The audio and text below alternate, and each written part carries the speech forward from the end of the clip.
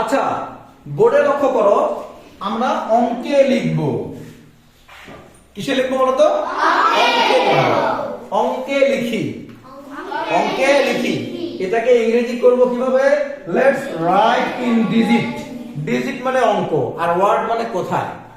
Let's write in digit. Digit বানানটা দেখো, DIGIT, digit. Let's write in digit. চলো অঙ্কে লিখি, চলো অঙ্কে লিখি। আচ্ছা, এখানে কোথায় লেখা আছে? এখানে ওয়ার্ডে লেখা আছে। এগুলোকে আমরা কি লিখবো? অঙ্কে লিখবো, সংখ্যায় লিখবো, তাই না? সংখ্যায় লিখবো। এখানে ডিজিট দিতে পারি, এখানে নাম্বার দিতে পারি।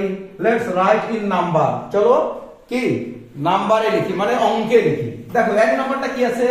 1135। 1135।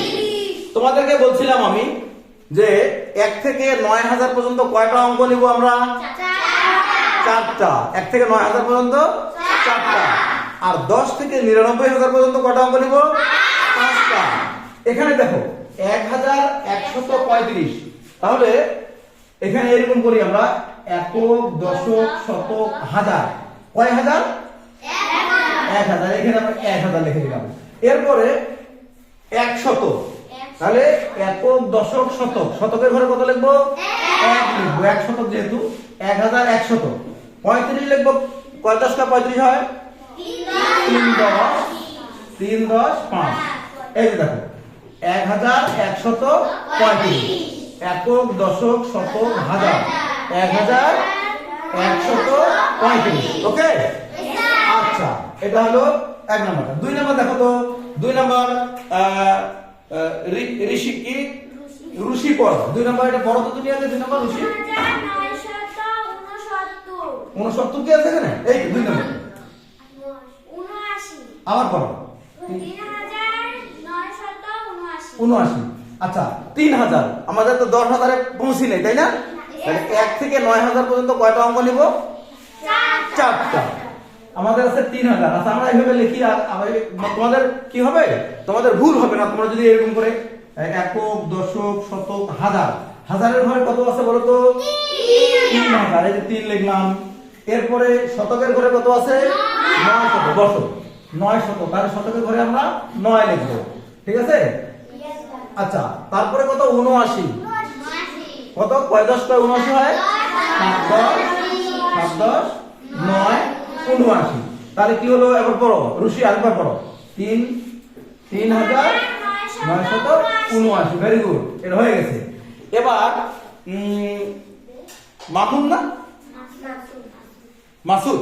হ্যাঁ, মাসুদ, এটা পড়ো তো। 3 নাম্বারটা পড়ো। 7869। তাহলে আমাদেরকে আগে প্রথমে সিদ্ধান্ত নিব 1000 থেকে 9000 পর্যন্ত কয়টা অঙ্ক? চারটা। এই যে একক, দশক, শতক, হাজার। আমাদের তো 7000 বলা আছে, তাই না? এই ফোঁটাটাতে আমরা 7 লিখে দিব, 7000। এরপরে শতকের ঘরে কিছু আছে? 800। একক, দশক, শতক। এই যে শতকের ঘরে আমরা 8 লিখে দিলাম।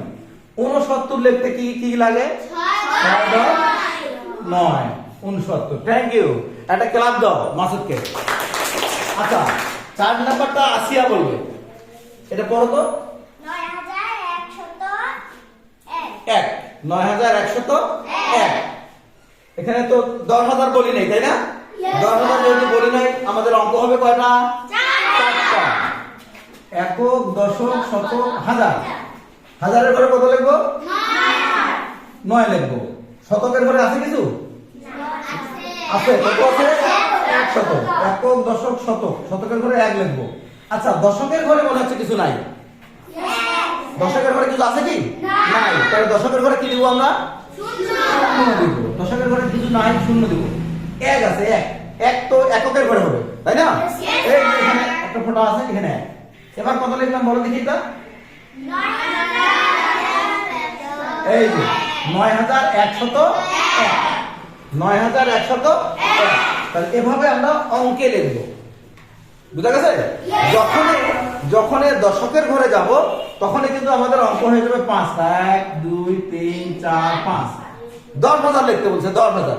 তাহলে 10,000 লিখলে তোমাকে এইখানে 1 লিখতে হবে, এখানে 0। 10,000 হয়ে গেল।